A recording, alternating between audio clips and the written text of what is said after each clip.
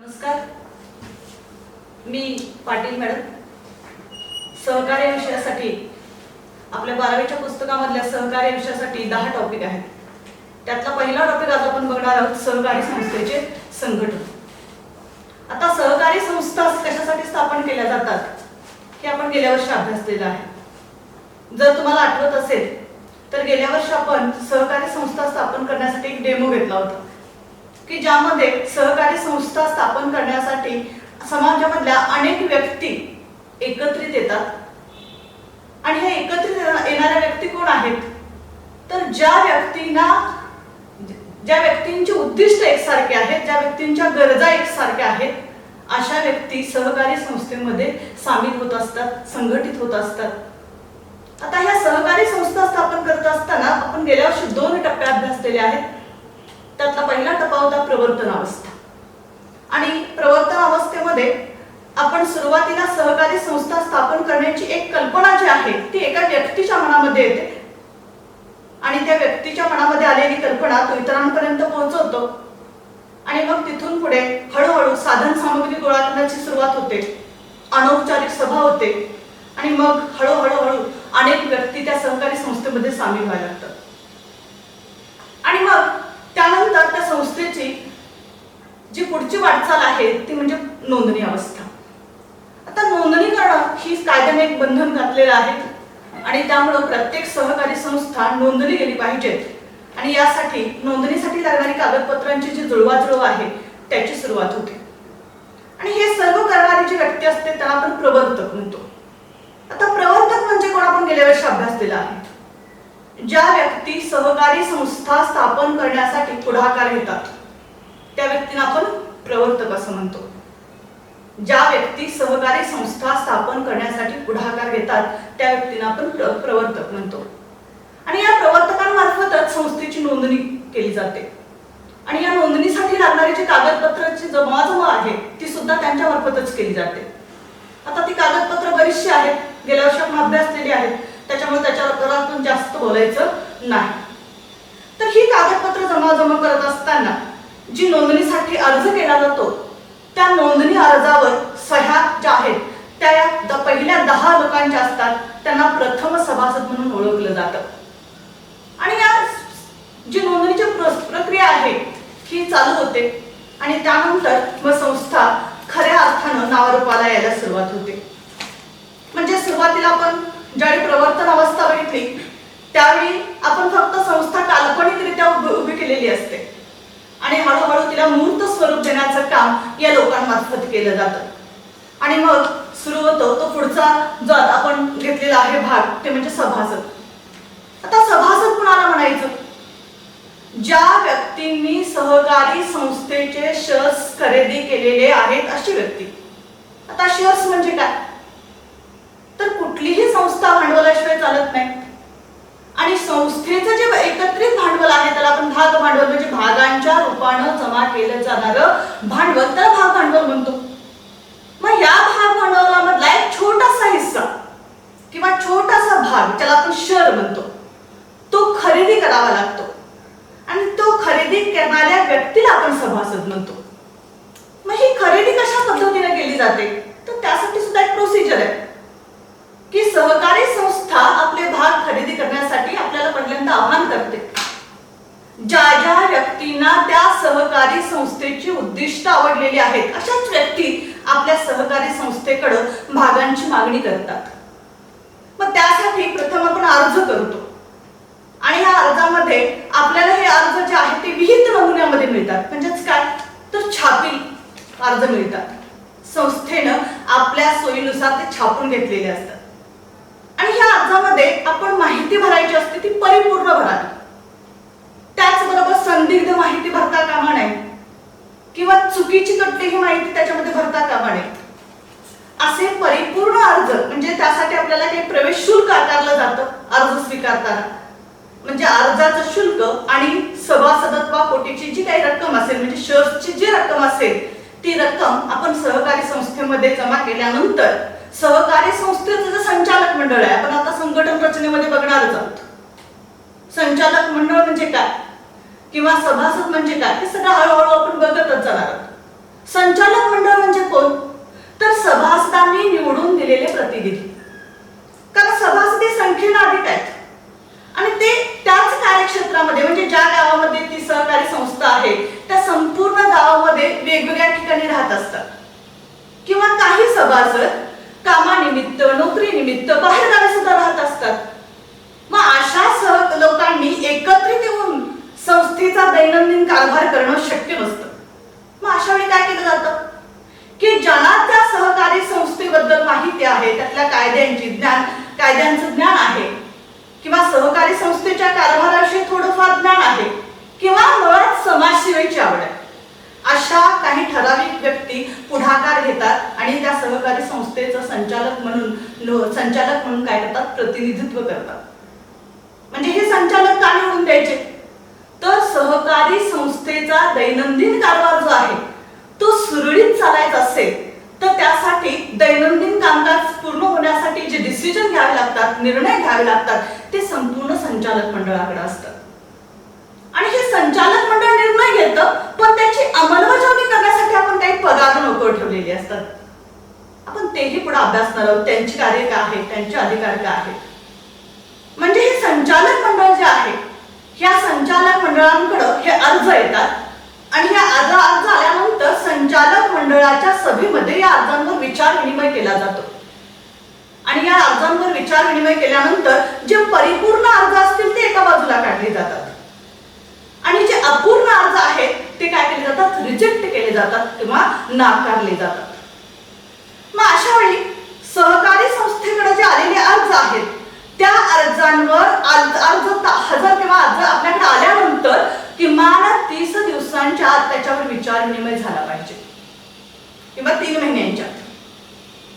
कारण हे अर्ज सतत येत असतात, त्याला काही ठराविक मर्यादा आहे आणि मग त्यानंतर ज्यांना सभासदत्व मंजूर झालेलं आहे त्यांना संस्थेमार्फत पत्र पाठवणं आणि ज्यांना सभासदत्व संस्था देऊ शकली नाही त्यांना दिलगिरी पत्र पाठवणं ही संस्थेची जबाबदारी असते आणि हे सर्व काम चिटणीस करत असतो. आता सभासदत्व मिळालेलं आहे अशा व्यक्तींना अभिनंदन करणारे पत्र आपण गेल्या वर्षी अभ्यासलेलं आहे, आठवत असेल तुम्हाला. आणि ज्यांना सभासदत्व दिलं नाही ते भविष्य काळामध्ये आपल्या संस्थेला जोडले जावेत म्हणून दिलगिरी पत्र. म्हणजे किंवा आपल्या संस्थेबद्दल असणारं जे प्रेम आहे, आस्था आहे, ती तशीच कायमस्वरूपी त्यांच्याकडे मनामध्ये टिकून राहिली पाहिजे यासाठी संस्थेच्या माध्यमातून हा पत्रव्यवहार चालू राहिला पाहिजे. तर अशा पद्धतीनं सभासदत्व किंवा ज्यांना शेअर्सची रक्कम भरल्यानंतर किंवा अर्ज केल्यानंतर ज्यांना पत्र मिळालेलं आहे किंवा ज्यांना भाग प्रमाणपत्र मिळालेलं आहे, ज्यांची भाग नोंदवहीत नोंद झालेली आहे अशा व्यक्ती सभासद होतात. आता आपण बघितलं की सभासद होण्यासाठी जसं आपल्याला आता समजा एखादी नोकरी मिळवायची असेल तर सुद्धा आपल्याला पात्रता असावी लागते आपली, तसंच शैक्षणिक पात्रता असावी लागते. तसं सभासद होण्यासाठी सुद्धा इथं काही पात्र आपण मेंबर्स लिहिलेले आहेत. त्यात पहिली व्यक्ती आहे सज्ञान व्यक्ती, म्हणजे सभासदत्वाची पात्रता. कोणाकोणाला सभासदत्व मिळू शकतं? तर सज्ञान व्यक्ती. आता सज्ञान व्यक्ती म्हणजे कोण? तर ज्या व्यक्तीनं वयाची 18 वर्ष पूर्ण केलेली आहेत अशी व्यक्ती, तिला आपण सज्ञान व्यक्ती म्हणतो. आणि कायद्यानं या व्यक्तीला सज्ञान असं ग्राह्य धरलेलं आहे, मानलेलं आहे. त्यामुळे अशा व्यक्तीला कोणत्याही सहकारी संस्थेचं सभासदत्व मिळू शकतं. त्याचबरोबर दुसरा एक मुद्दा येतो की अशी व्यक्ती जर वेडी किंवा भ्रमिष्ट असेल तर तिला मात्र सभासदत्व दिलं जात नाही. समजा एखादी व्यक्ती वेडी किंवा भ्रमिष्ट नसताना तिचं जर आपण सभासदत्व नाकारत असेल एखादी संस्था जाणून बुजून, तर तिला सभासदत्व देणं बंधनकारक असतं आणि तसं कायद्यामध्ये नमूद केलेलं आहे. दुसरा मुद्दा येतो की कार्यक्षेत्राला तर खूप महत्व दिलेलं आहे. कार्यक्षेत्र का? कारण ती संस्था ज्या भागामध्ये किंवा ज्या गावामध्ये ज्या ठिकाणी स्थापन झालेली आहे त्या भागातल्या लोकांना त्या संस्थेपासून काय झाले पाहिजे? फायदे मिळाले पाहिजे. म्हणजे जी व्यक्ती त्या भागामध्ये राहते त्या व्यक्तीला त्या संस्थेचं सभासदत्व मिळालं पाहिजे. कार्यक्षेत्राबाहेर राहणाऱ्या व्यक्तीपेक्षा कार्यक्षेत्रामध्ये राहणाऱ्या व्यक्तीला इथं जास्त प्राधान्य दिलेलं आहे. तिसरे कोण आहे तर विद्यार्थी सभासद. कारण आपल्याला माहिती की विद्यार्थी म्हटल्यानंतर अगदी शाळेपासून महाविद्यालयीन विद्यार्थी आपल्याला बघायला मिळतात. त्यामध्ये 18 वर्षाच्या पेक्षा कमी वय असणारे सुद्धा विद्यार्थी आहेत. मग यांना आपण पहिल्या टप्प्यामध्ये बघितलेलं आहे की 18 वर्ष पूर्ण असणाऱ्या व्यक्तीला सज्ञान म्हटलेलं आहे. आणि इथं आपण बघतोय की विद्यार्थी जे आहेत ते काही कमी वयाचे सुद्धा असतात. अशा व्यक्तींना सुद्धा सभासदत्व मिळतं. पण ते कुठं मिळतं तर त्या व्यक्तींना, त्या मुलांना सभासदत्व त्या शाळा महाविद्यालयामध्ये असणारे जे भांडार असतात त्या भांडारामध्ये असणारे जे सभासदत्व आहे तेवढंच फक्त मिळतं. तिथं वयाची अट नाही. त्यानंतर नोंदणीकृत संस्था. आपण बघितलं की सहकारी संस्थांचा संपूर्ण अभ्यास आपण गेल्या वर्षी केलाय. आता कोणकोणत्या सहकारी संस्था कोणकोणत्या गरजेतून कोणकोणत्या कारणातून उभ्या केल्या जातात. त्या सहकारी संस्था, प्रत्येक सहकारी संस्था नोंदली जाते. ह्या प्रत्येक सहकारी संस्थेला दुसऱ्या सहकारी संस्थेचं सभासदत्व मिळू शकतं. त्यानंतर भागीदारी संस्था. भागीदारी कायदा 1932 आपल्याला माहिती आहे. तर या भागीदारी संस्था ज्या आहेत, भागीदारी म्हणजे आपल्याला माहिती आहे की 2 किंवा अधिक व्यक्ती ज्यावेळी एकत्रित येतात आणि एखादा व्यवसाय करतात त्याला आपण भागीदारी म्हणतो. आपण इतर विषयांमध्ये सुद्धा ते अभ्यासतो. तर भागीदारी संस्थेला सुद्धा दुसऱ्या सहकारी संस्थेचं सभासदत्व मिळतं. त्यानंतर कंपनी आहे. कंपनी कायदा 2013. कंपनी म्हणजे ती संयुक्त भांडवली संस्था आहे. पण ही कंपनी जी आहे त्या कंपनीची उद्दिष्ट मात्र सहकारी संस्थेच्या उद्दिष्टांसारखीच असतील तरच तिला सभासदत्व दिलं जातं. त्याला कारण असं आहे की सहकारी संस्था ज्या आहेत त्या मुळातच कुणासाठी निर्माण झालेल्या आहेत तर आर्थिक दृष्ट्या दुर्बल असणाऱ्या लोकांसाठी निर्माण झालेल्या आहेत. आणि इथं सहकारी संस्था ज्या आहेत त्या निर्माण करत असताना इथं नफ्याचा उद्देश नाही आहे, नफ्याला गौणस्थान आहे आणि व्यक्तीला प्रथम स्थान दिलेलं आहे. आणि त्यामुळं सहकारी संस्था स्थापन करत असताना आपले उद्दिष्ट जे आहेत सहकारी संस्थेची तशीच उद्दिष्ट कंपनीची जर असतील तर त्या कंपनीला सुद्धा आपल्या कोणत्याही सहकारी संस्थेचं सभासदत्व मिळू शकतं. त्यानंतर सार्वजनिक विश्वास संस्था. तर सार्वजनिक विश्वस्त संस्थेला सुद्धा सहकारी संस्थांचं सभासदत्व मिळू शकतं. त्याचबरोबर सहकारी संस्था आहेत. मग आपल्या दूध डेअरी असेल, पतसंस्था असेल, कृषी उत्पन्न संस्था असतील, विपणन संस्था असतील, म्हणजे अशा सर्व संस्थांना इतर सहकारी संस्थेचं सभासदत्व मिळू शकतं. त्यानंतर स्थानिक स्वराज्य संस्था. आता तुम्ही जर गावात राहत असाल तर तुमच्या गावातली ग्रामपंचायत ही स्थानिक स्वराज्य संस्था आहे. तुम्ही जर तिथून शहरांमध्ये आलात तर तिथं असणारी पंचायत समिती पंचायत आपली नगरपालिका जी आहे ती आपली काय झाली स्थानिक स्वराज्य संस्था. त्याचबरोबर तालुका लेवलवर काम करणारी पंचायत समिती. तुम्ही जिल्ह्याच्या लेवलवर गेलात तर तिथं महानगरपालिका येईल किंवा जिल्हा परिषद येईल. या सगळ्या स्थानिक स्वराज्य संस्था आहेत. यांना सुद्धा सहकारी संस्थेचं सभासदत्व मिळू शकतं. त्यानंतर केंद्र सरकार आणि राज्य सरकार. आपल्या दोन्ही सरकारांना सुद्धा सहकारी संस्थेचं सभासदत्व मिळू शकतं. म्हणजे या सगळ्यांना कुठल्याही सहकारी संस्थेचं सभासद होता येतं. म्हणजे यांनी सुद्धा काय करायचं की आपण एखादा अर्ज करून आपल्या संस्थेचं जे काही प्रवेश शुल्क आहे आणि जी सभासदत्वापोटी जी रक्कम आहे ती भरल्यानंतर त्यांना सभासदत्व मिळू शकतं. म्हणजे ह्या सगळ्या व्यक्ती आपण बघितल्या. पहिली व्यक्ती होती सज्ञान व्यक्ती. त्यानंतर होतं आपल्या कार्यक्षेत्रात राहणारी कोणतीही व्यक्ती असेल. त्याचबरोबर विद्यार्थी आले, नोंदणीकृत संस्था आल्या, भागीदारी संस्था आली, कंपनी आली, सार्वजनिक विश्वास संस्था आल्या, सहकारी संस्था, स्थानिक स्वराज्य संस्था आणि केंद्र सरकार आणि राज्य सरकार. ह्या सर्वांना कुठल्याही सहकारी संस्थेचं सभासदत्व मिळू शकतं. आता त्याच्या पुढचा भाग येतो तो सभासदांचे प्रकार. आता सभासद म्हटल्यानंतर वेगवेगळ्या टाईपचे लोक आहेत. तिथं 4 प्रकार दिलेले आहेत. त्यातला पहिला प्रकार येतो तो क्रियाशील सभासद. आपल्याला नावानच कळतं की जो सभासद सहकारी संस्थेच्या दैनंदिन कामकाजामध्ये सहभागी होतो.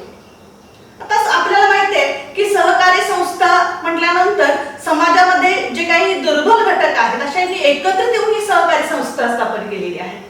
आणि त्यामुळं या सहकारी संस्था स्थापन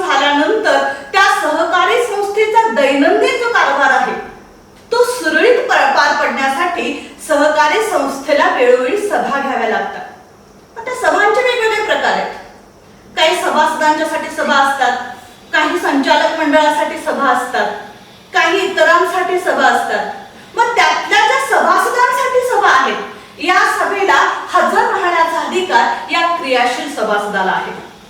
आता सभा आपल्याला माहिती आहे, मीटिंग ज्याला आपण म्हणतो सभा. आता सभागृहामध्ये उपस्थित असणारे सभासद आपल्याला गेल्या वर्षी अभ्यासलेले आहेत. त्यांना आपण गण म्हणतो, गणसंख्या.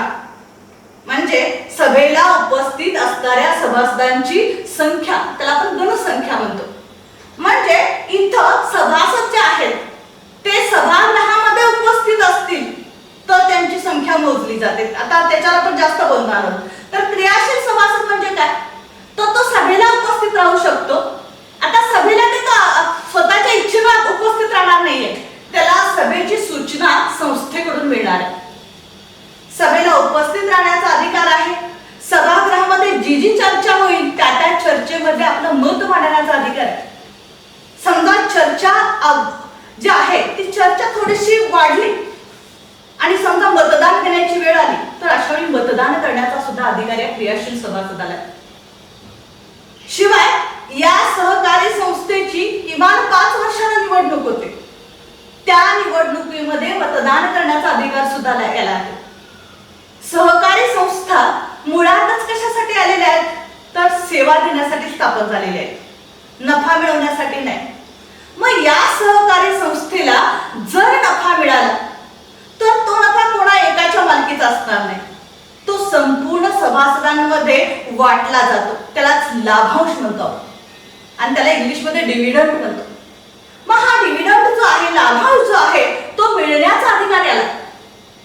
त्याचबरोबर सहकारी संस्था रोजच्या रोज दैनंदिन जे कारभार करते त्याच्यामध्ये जे अकाउंटिंग ठेवलं जातं, रेकॉर्डिंग जे ठेवलं जातं ते पाहण्याचा अधिकार सुद्धा याला आहे. ताळेबंद असेल, त्याचबरोबर नफा तोटा पत्रक असेल ज्याला बॅलन्स शीट म्हणतो, किंवा फायनल अकाउंटमध्ये आपण जे जे अकाउंट्स ओपन केले सगळं आपल्याला इथं पाहण्याचा अधिकार या सभासदाला दिलेला आहे. म्हणजे हा क्रियाशील सभासद आहे. हा सहकारी संस्थेच्या आर्थिक वर्ष संपल्यानंतर घेतल्या जाणाऱ्या, प्रत्येक वर्षी घेतल्या जाणाऱ्या वार्षिक सभेला हा उपस्थित असतो. त्याचबरोबर 2 वार्षिक सर्वसाधारण सभेमधल्या काळामध्ये समजा काही अनुदान आलं किंवा काही गरजेनुसार एखादी विशेष सर्वसाधारण सभा जर बोलवण्याचा प्रसंग आला तर त्या सभेला सुद्धा हा सभासद हजर असतो. म्हणून त्याला क्रियाशील सभासद असं म्हटलेलं आहे. त्याचबरोबर सहकारी संस्था आहे. ह्या सहकारी संस्था ज्या आहेत त्या सहकारी संस्थेनं दिलेल्या सेवा आणि साधनं जे आहेत त्यांचा वापर मर्यादित पद्धतीने करणारा हा सभासद आहे आणि किमान वापर करणारा हा सभासद आहे आणि त्यामुळं हा क्रियाशील सभासद आहे. दुसरा अक्रियाशील सभासद. आता जे जे मी सांगितलं त्याच्या बरोबर वेगळ्या पद्धतीने वागणारा हा सभासद. म्हणजे हा सभासद एकाही सभेला हजर नसतो. फक्त यावर काय केलेलं आहे, सभासद म्हणून आपण सर्टिफिकेट घेतलेलं आहे, सभासद म्हणून यानं सभासदत्वापोटीची रक्कम भरलेली आहे, पण हा कुठल्याही दैनंदिन कामकाजामध्ये सहभागी होत नाही. हा सभेला हजर राहत नाही किंवा कुठलाही तो कामकाज चाललेला आहे त्याच्या कुठल्याही पद्धतीने त्यामध्ये सहभागी होत नाही. म्हणून याला अक्रियाशील सभासद असं म्हटलेलं आहे. आता हा सभासद जर समजा अक्रियाशील कधी ठरवला जातो तर यातलाच सभासद जो आहे क्रियाशील, म्हणजे ज्यावेळी आपण सभासदत्व घेतो त्यानंतर आपली काही जबाबदारी असते. आपण पुढे बघणार आहोत सभासदांना कोणकोणत्या जबाबदाऱ्या संस्थेसाठी पार पाडाव्या लागतात. समजा त्यांना या संपूर्ण गोष्टी पूर्ण केल्या नाहीत किंवा समजा वार्षिक सर्वसाधारण सभा ज्या असतात ते जवळजवळ 3-4 सभा अटेंड केल्या नाहीत, सलग 5 सभेला तो हजर नाही, तर अशा वेळी संस्था त्याला लेखी कळवते की तुमची काय झालेली आहे, अक्रियाशील सभासद म्हणून तुम्हाला काय केलेलं आहे, तुमची ट्रान्सफर झालेली आहे. म्हणजे तुम्ही आतापासून अक्रियाशील सभासद म्हणून ओळखला जाऊ शकता.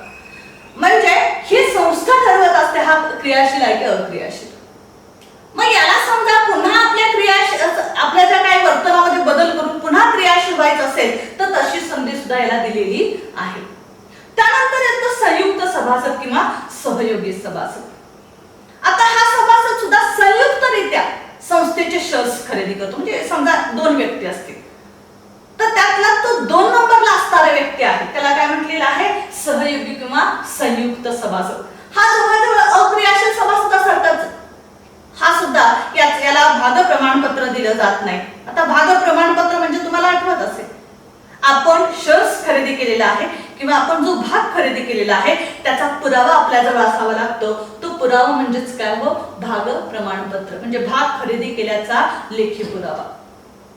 त्या प्रमाणपत्रावर आपल्याला आपलं नाव, आपण किती क्रमांकाचा शेअर्स खरेदी केलेला आहे तो क्रमांक, शिवाय कोणत्या तारखेला खरेदी केलेला आहे ती तारीख, त्या शेअर्सचं दर्शनी मूल्य त्याच्यावर नोंदलेलं असतं.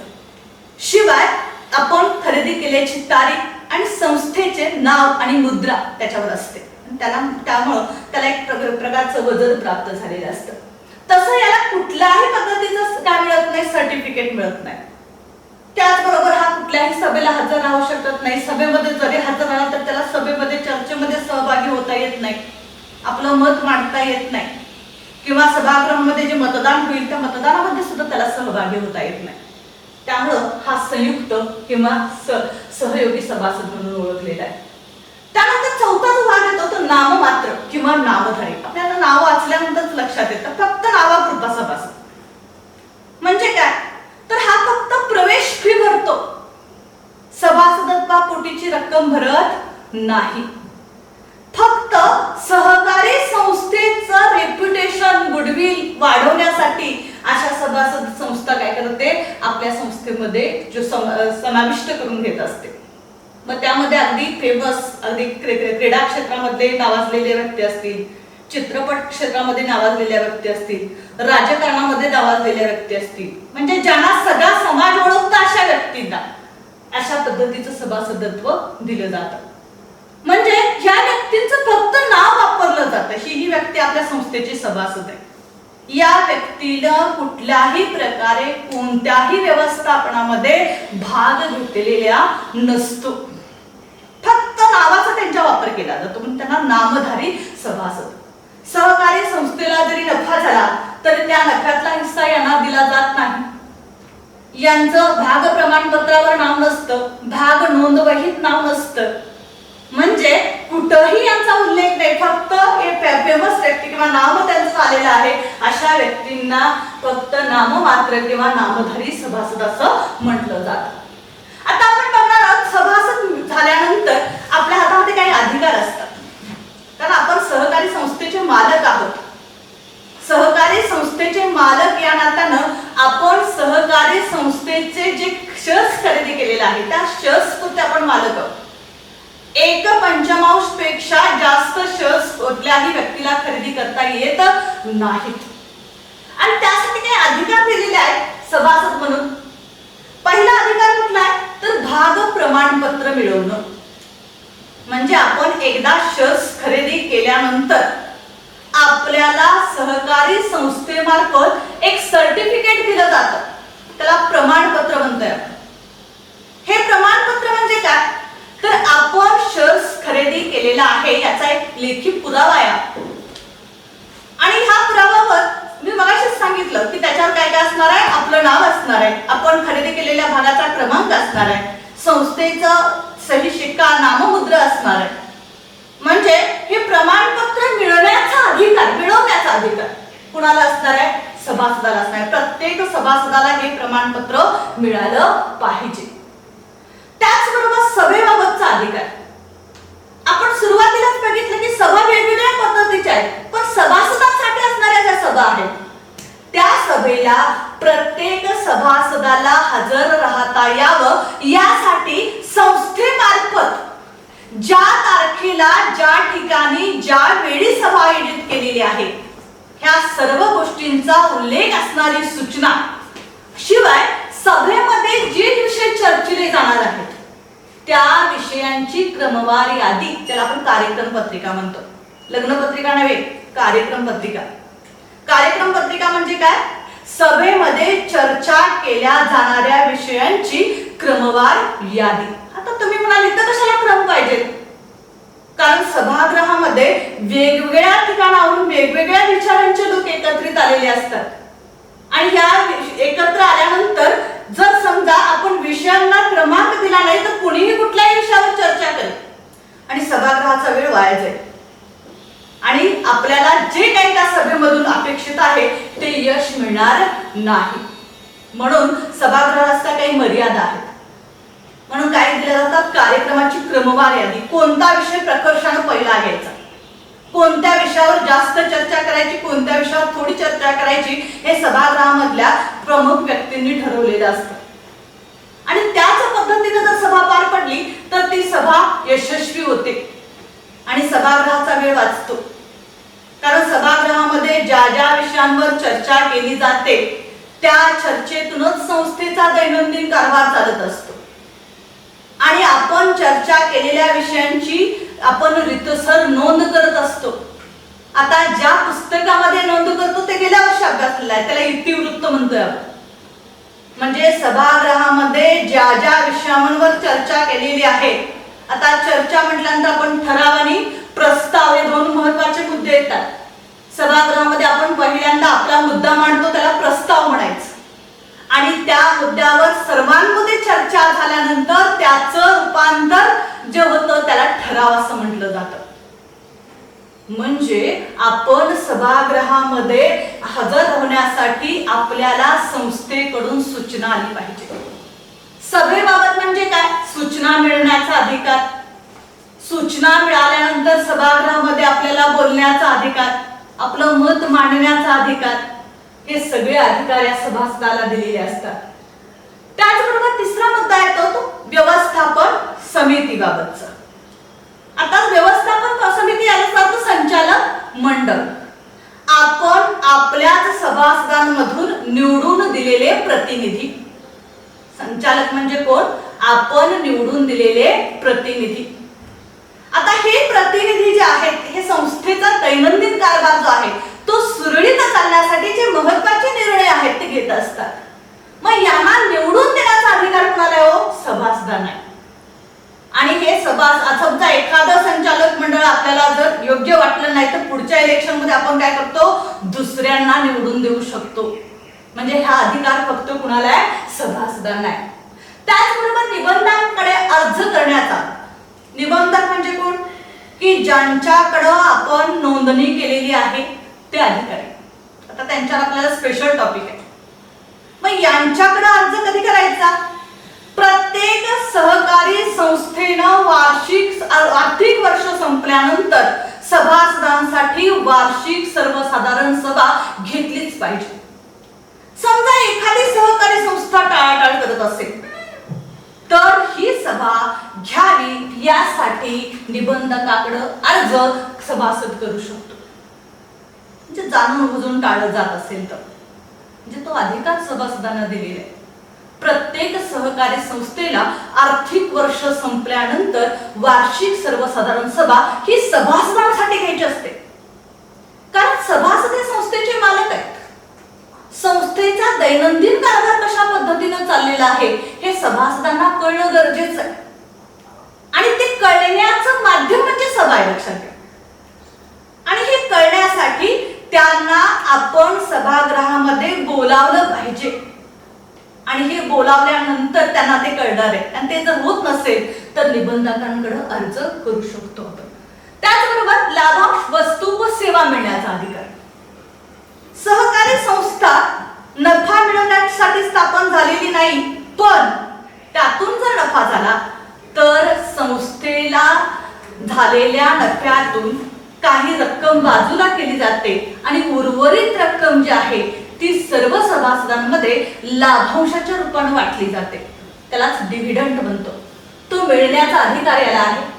त्याचबरोबर वारसाबाबत आपण समजा आपण काय आपले वारस जे आहेत आपल्या नंतर हयातीनंतर आपल्या कोण आपला वारस असावा हे निवडलेलं असतं.